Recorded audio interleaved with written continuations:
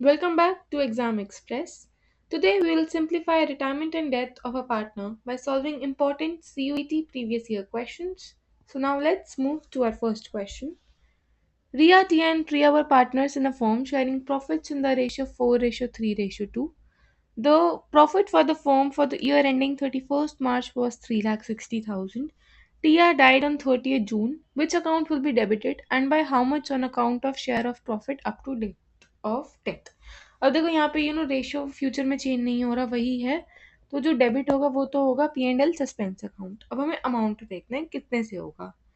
तो पूरे साल का प्रॉफिट था 3,60,000। उसमें से हमें निकालना है, मतलब सबसे पहले तो हम मल्टीप्लाई करेंगे टिया का जो शेयर ऑफ प्रॉफिट है, that is 3/9।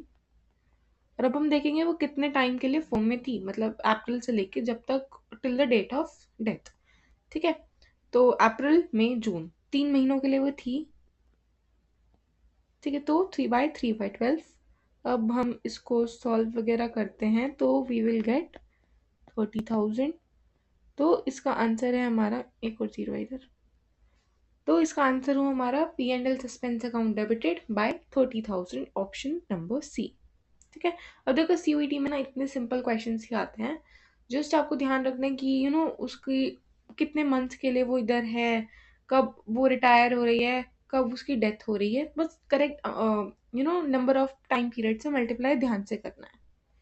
Moving to next, which of the following will be shown on the credit side of deceased partner's account? Okay, revaluation gain share हाँ, गुडविल रिटर्न ऑफ नहीं, हम ये credit side में deceased partner के उसमें show नहीं करते।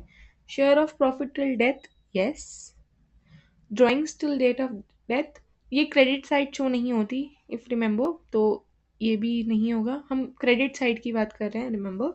Interest on capital till date of death ये भी होता है। तो हमारा ऑप्शन जो सही है वो है 1, 3 एंड 5, और वो ऑप्शन है डी हमारा। ठीक है, ड्राइंग्स वगैरह ये सब डेबिट साइड में आ जाएंगे, हम यहाँ पे क्रेडिट की बात कर रहे हैं, so be careful. Now next, identify that account to which share of profit of a deceased partner is debited from the date of the last balance sheet to the date of his or her death। तो इसका answer देखो direct है, पता होना चाहिए, that is profit and loss suspense account, option C. Next, on retirement, the retiring partner's capital account will be credited with his or her capital balance, yes. His or her share of goodwill, yes. Share of goodwill of remaining partners, no. His or her share of reserve, correct. His or her drawings, no. Credit side की बात हो रही है ना यहाँ पे भी। तो जो करेक्ट है वो है हमारा फर्स्ट करेक्ट है, सेकंड है और फोर्थ है। तो option goes B, first second and fourth only. Next, Shweta, Shreya and Shania were partners sharing profits in the ratio 3:2:1। ठीक है। Shania retired, ये वाली Shania retired from the firm and her capital after making adjustment for reserves and gain of revaluation amounted to 4,50,000। Shania took 25% of furniture, accepted bill of exchange for 52,000. Finally, 2,75,000 was transferred to her loan account. The total value of furniture was, wow, आया ये हमारा काफ़ी twisted question. जब तक इसको ध्यान से नहीं पढ़ोगे समझ नहीं आएगा, और फर्नीचर का जो वैल्यू है वो गलत लिख के आ जाओगे। तो अब ऐसे क्वेश्चंस को करने के लिए ना सबसे बेस्ट तरीका है अकाउंट बनाओ। ठीक है, वो अकाउंट बनाओगे तो अपने आप उसके आंसर आप सही सही बताते जाओगे। तो अब क्लियर, उसमें हम अकाउंट बनाते हैं।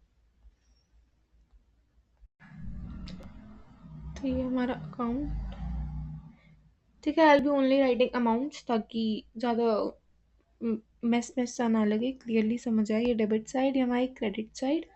तो ये अब हमारा देखते हैं सबसे पहले gain of revaluation, that is 4,50,000, वो आ गया हमारा इधर। क्रेडिट साइड ही आता है ना गेन, ये तो पता ही होगा। ठीक है, अब यहाँ पे है एक तो फर्नीचर है। ठीक है, फर्नीचर ये तो हमें बताना है। नेक्स्ट है हमारा बिल ऑफ एक्सचेंज 52,000, यार इसको भी थोड़ा बड़ा बनाना चाहिए था, एनीवेज 52,000। ठीक है, नेक्स्ट 2,75,000 तो उसके लोन अकाउंट में ट्रांसफर हो रहा है, तो 2,75,000 भी इधर आएगा। वेट, इसको थोड़ा एक्सपांड करके बनाती हूँ ताकि सही लगे, समझ आए पढ़ने में। ठीक है, 4,50,000 तो हमारा इधर है। फर्नीचर की वैल्यू हमें निकालनी है, ये फर्नीचर हो गया। 2,000 का हमारा बिल ऑफ एक्सचेंज है।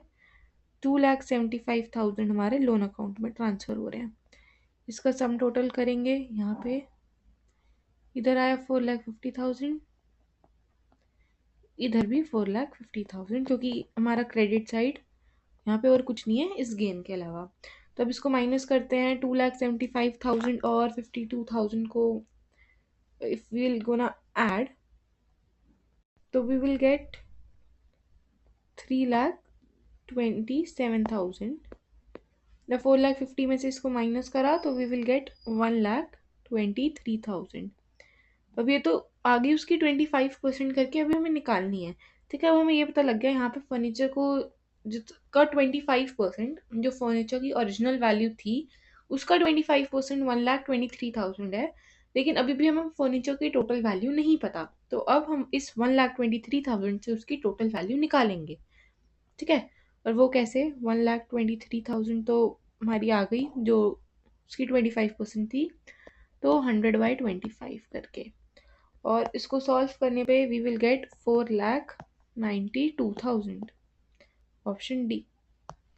देखो कितना ट्विस्टेड सा क्वेश्चन था कि पहले अकाउंट बनाओ, उसके बाद 1,23,000 जो आया उसका 25% है ही, लाइक अगर ये एक्स हमारा फर्नीचर है तो इसका 25% है हमारा 1,23,000। तो इसको सॉल्व करके x की value, that is our total value of furniture. Next question, Lisa, Monica, and Nisha are partners in a firm sharing profits and losses in the ratio 2:2:1. Capital account हो गया 50,000, 50,000, 25,000। अब मोनिका डाई हो रही है, reserve का 15,000, goodwill firm की 30,000, profit on revaluation 7,050। What amount will be transfer to executors account Monica. तो अब देखो जो रेशियो थी वो तो हो गई 2:2:1। एक अब एग्जीक्यूटर अकाउंट में क्या क्या जाएगा, एक तो उसका कैपिटल दैट इज 50,000। ठीक है, बाकी चीज़ें देखो क्या क्या है, 15,000 है, देन गुडविल फर्म की 30,000 है, और प्रॉफिट ऑन रिवैल्यूएशन 7,050। इसको ऐड करो, यू विल गेट 52,050।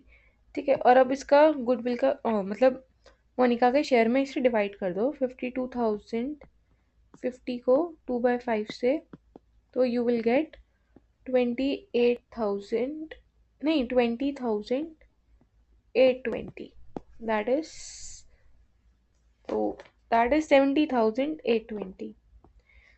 देखो आप इसका अलग अलग करके भी निकाल सकते थे, लाइक पहले 15,000 का 2/5, 30,000 का 2/5, बट वो बहुत टाइम कंज्यूमिंग हो जाता, तो इससे अच्छा एक साथ ऐड करो, उसका 2/5 निकालो एंड देन इसमें ऐड कर दो।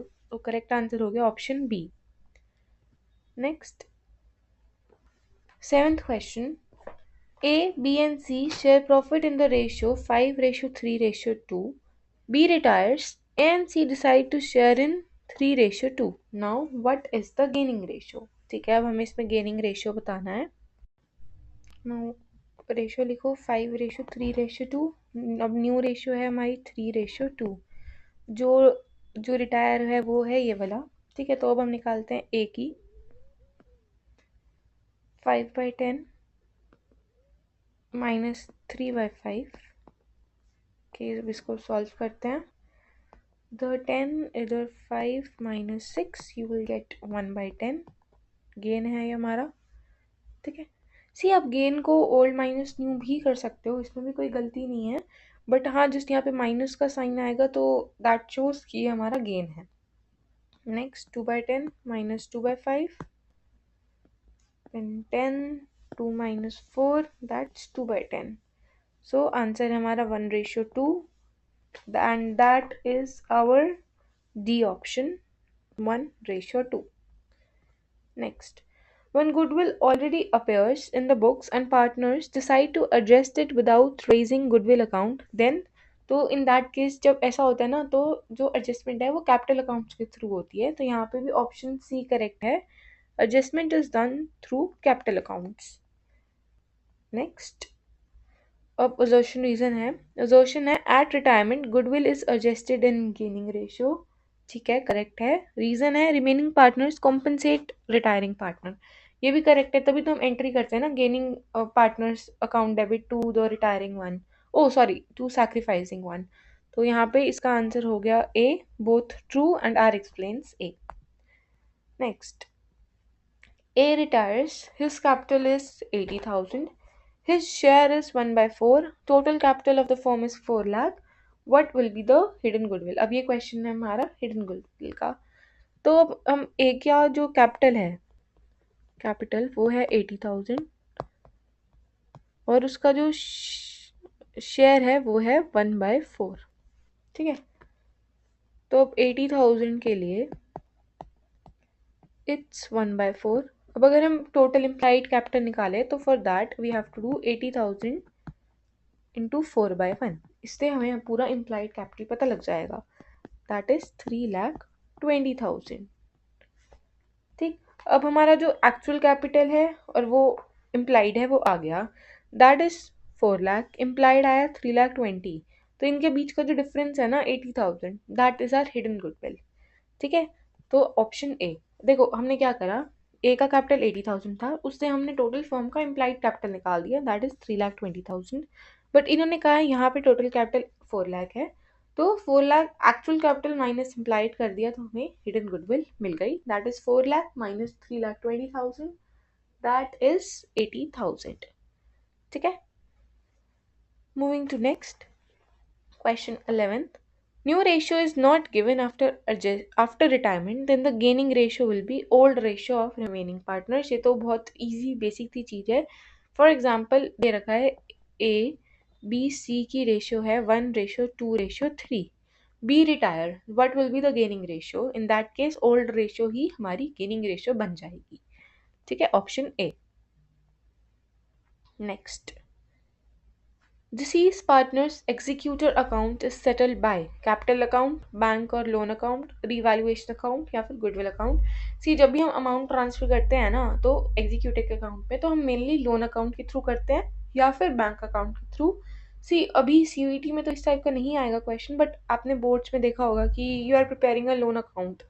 ठीक है, तो ये वही लोन अकाउंट है जो एग्जीक्यूटर के उसमें ट्रांसफर होगा, तो द आंसर इज बैंक और लोन अकाउंट। सी उसके सीवीडी में आने के बहुत कम चांस है, क्योंकि वो काफ़ी एक लंबा हो जाता है वो अमाउंट निकालना, and you know with in the limited time frame आप वो सॉल्व नहीं कर पाओगे, तो यूजुअली उस टाइप के क्वेश्चंस नहीं आते हैं। Okay, next. ओके, अब अगेन हिडन गुडविल का क्वेश्चन है आई गेस, तो देखते हैं हमारा question. A retires from firm. His capital balance is 1,50,000. His share is 1 by 4. Total capital of the firm after retirement is 8 lakh. Find A's share of hidden goodwill. ठीक है, अब हमें इसमें भी hidden goodwill निकालनी है, तो हम देखते हैं 1,50,000 है for 1 by 4th। ओके, तो जो हमारा implied है उसको 1,50,000 इंटू 4/1, वो हो गया हमारा 6 लाख। अब जो हमारा एक्चुअल है वो तो है 8 लाख और जो हमारा इम्प्लाइड आ रहा है वो है 6 लाख। तो जो हिडन गुडविल है, हमारी हिडन पार्ट गुडविल का, वो हो गया 2 लाख। बट अगर आप क्वेश्चन ध्यान से देखो, उन्होंने पूछा है ए शेयर ऑफ हिडन गुडविल, उन्होंने सिर्फ हिडन गुडविल नहीं पूछी। अगर पूछी होती तो 2 लाख आ जाता, उन्होंने पूछी है ए शेयर ऑफ हिडन गुडविल। तो अब एक इसका 2 लाख का हमें करना पड़ेगा 1/4 जो है ए का शेयर, दैट इज 50,000। देखो यहाँ पे ना ऑप्शन में 2 लाख नहीं दे रखा, अगर यहाँ पे ऑप्शन में 2 लाख होता ना, अगर मैं इसकी जगह यहाँ पे 2 लाख कर दूँ तो बहुत से बच्चे 2 लाख ही मार्क करके आएंगे, क्योंकि जल्दी जल्दी में वो ये नहीं देखेंगे कि इन्होंने सिर्फ ए का शेयर पूछ रखा है, तो answer will be totally wrong. तो हमारी फर्म की हिडन गुडविल 2 लाख है, बट इन्होंने ए का शेयर पूछा है, तो that is only 50,000। Next, okay, अब है हमारा एक केस बेस्ड क्वेश्चन, तो क्वेश्चन 14 to 17 उसी पे बेस्ड है। A, B and C were partners in a firm sharing profits in the ratio 1:2:2। ठीक है, ये हो गया।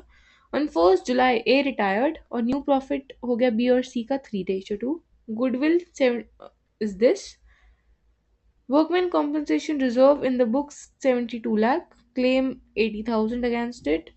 Investment fluctuation reserve appears in the books as 81 lakh. Investments market value 6 lakh appear at 10 lakh. Advertisement suspense account appears in the book at 8,50,000. अब हमने सारी information देख ली है. अब इसके बेस पे हम क्वेश्चन देखते हैं. इन रिस्पेक्ट ऑफ गुडविल, अब हमें गुडविल के बारे में बताना है, तो वापस चलते हैं जो हमारी गुडविल की लाइन थी इधर. वेल सी, अगर मैं क्वेश्चन के हिसाब से देखूं तो मुझे यहाँ पे अमाउंट्स में गड़बड़ लग रही है.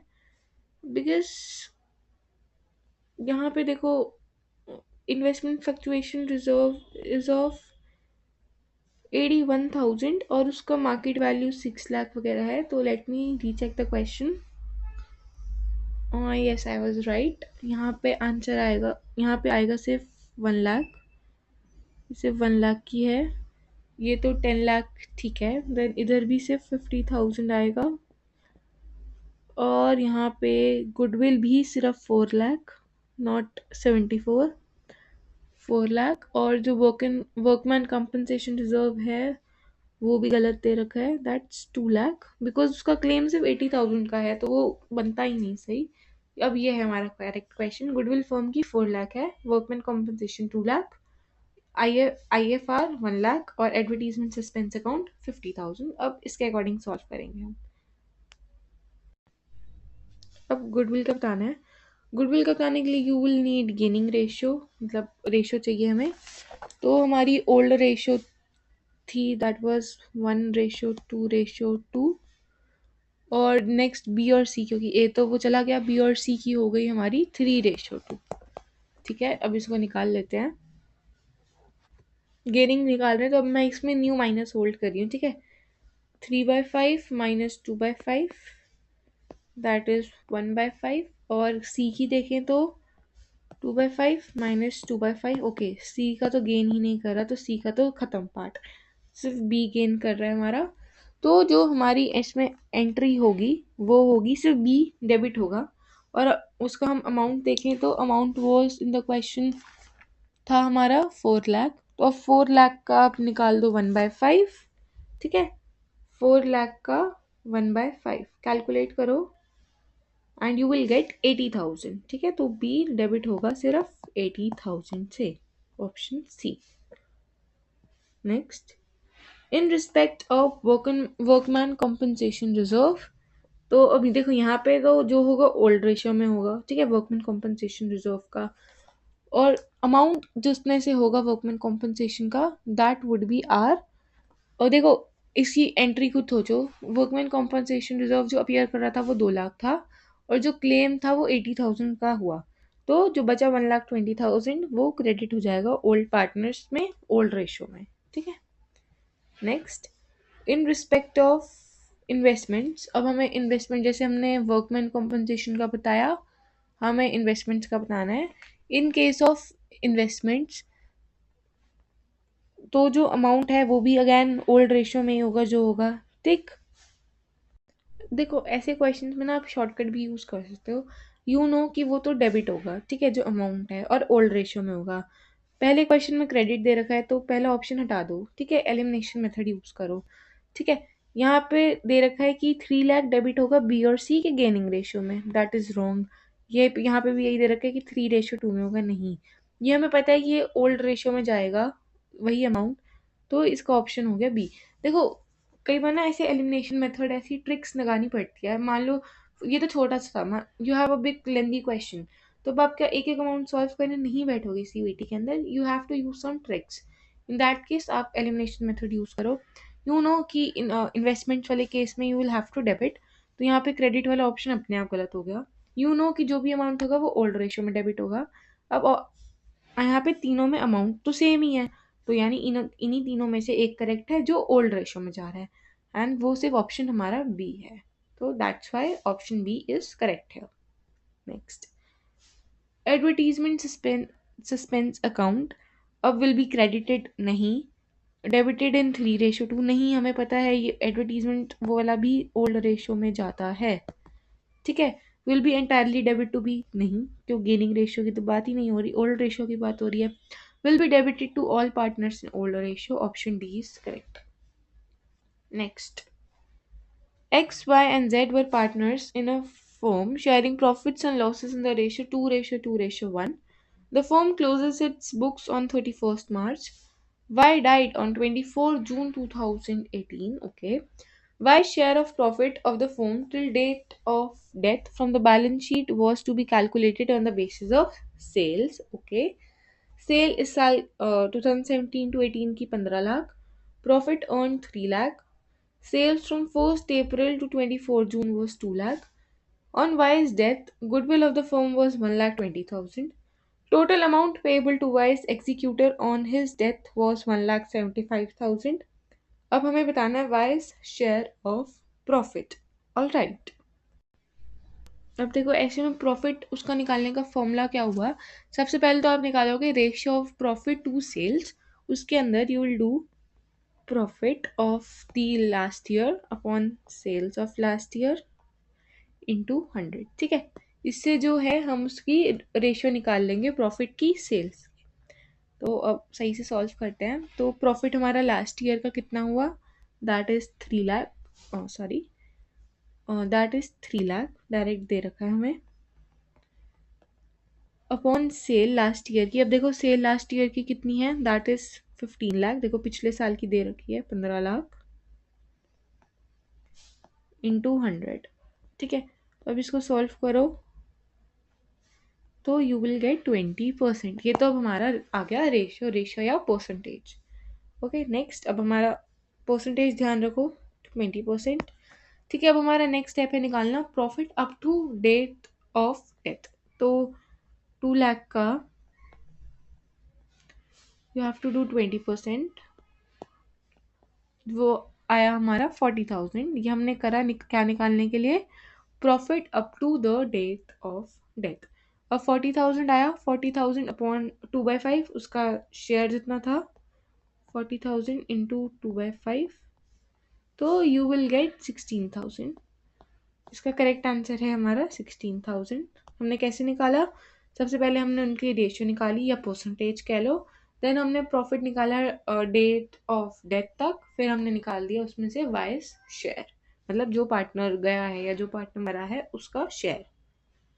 Next 19th, what journal entry will be recorded for deceased partners share of profit from the closure of last balance sheet till the date of death.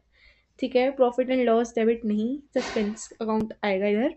Disease partner, तो ऑप्शन ए तो गया. Disease partner capital account, ये भी नहीं, ये भी नहीं. यहाँ पे इन्होंने profit and loss suspense credit कर रखा है जबकि ये डेबिट होगा. तो डी ऑप्शन देखो, profit and loss suspense account debit, क्या है, to deceased partners capital account. तो ऑप्शन डी हमारा करेक्ट है, option D. Next, assertion reason.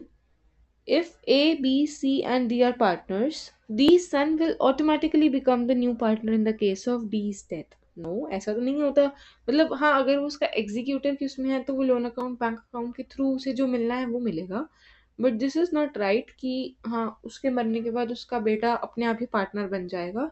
सो देखो जो हमारा असर्शन है वो तो है गलत. ठीक है, असर्शन इज रॉन्ग. अब रीजन देखते हैं. D's son will become the new partner only if majority of the remaining partner agree to admit him into partnership.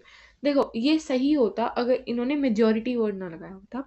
ऐसे में सभी पार्टनर्स का डिसीजन होगा, ए बी सी तीनों मिलकर डिसाइड करेंगे, ना ही कोई दो. मतलब अगर 3 है तो मेजोरिटी 2 की हुई, तो ऐसा नहीं होता. सारे पार्टनर्स का डिसीजन हुआ कि हाँ उसके बेटे को पार्टनर बनाना है तभी वो पार्टनरशिप में आएगा. अदरवाइज कुछ मेजॉरिटी के डिसीजन से वो पार्टनरशिप में नहीं आ सकता. तो जो हमारा रीजन है वो भी गलत हुआ.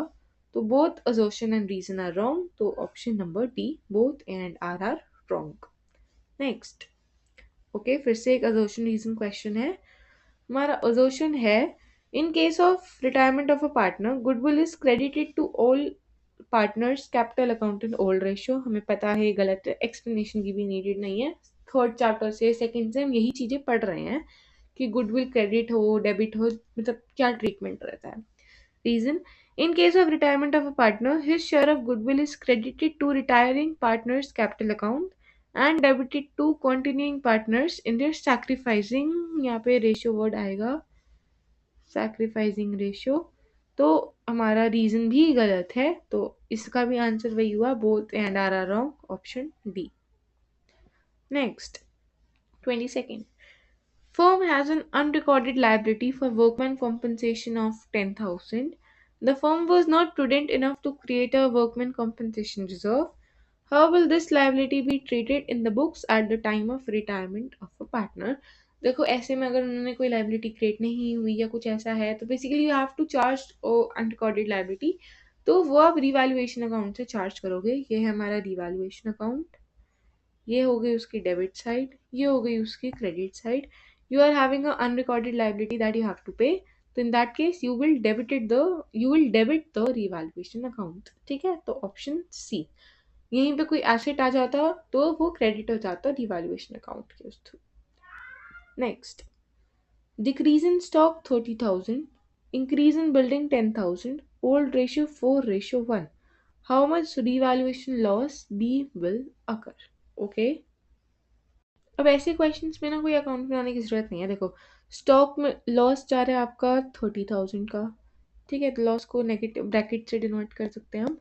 जो हमारा प्रॉफिट हो रहा है वो हो रहा है, सॉरी ये पी है, प्रॉफिट हो रहा है वो हो रहा है हमारा 10,000 का. ठीक है, तो ओवरऑल आपका हुआ लॉस 20,000 का. ठीक है, जो रेशियो है 4:1, तो बी के पास कितना आएगा, 20,000 का 1/5, दैट इज 4,000. देखो कितना सिंपल सा था. ठीक, next, A and B share profits in the ratio 3:2. B retires. Total capital of the new firm 5 lakh. A's new share full मतलब अब वो sole proprietor बन गया है.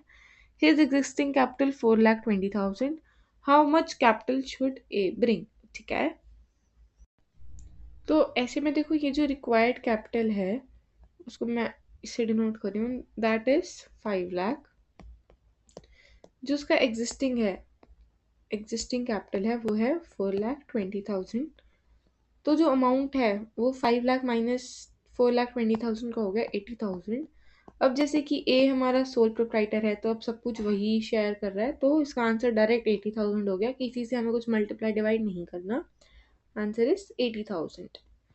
Next, in case of retirement, if full or part of the amount payable to the retiring partner still remains to be paid and there is no agreement among the partners, then the retiring partner will get interest at the rate 6% on the balance account. ठीक है, देखो ये option A first correct है. Share of profit earn appropriate to his amount outstanding to total capital of the firm, ये भी ठीक है. Interest at the rate 9% on the balance account, no, that is 6%. हम 9% नहीं 6% पर एनम देते हैं, तो इसका option first and second correct हो गया, तो that is option D, both first and second. Okay, so guys this was the last question. अगर आपको कोई भी डाउट हो तो do ask, I explain it again. And till then practice these questions. I hope कि आप साथ साथ प्रैक्टिस कर रहे होगे. मैं जस्ट ऐसे जो न्यूमेरिकल क्वेश्चन है वो साथ साथ करके देख लिया करो, वीडियो पॉज करके, मतलब मेरे कराने से पहले ही, and then match the answer. समझ ना आए तो एक्सप्लेनेशन देखो. एंड स्टिल अगर कोई डाउट हो then do ask, I will help you. Thank you.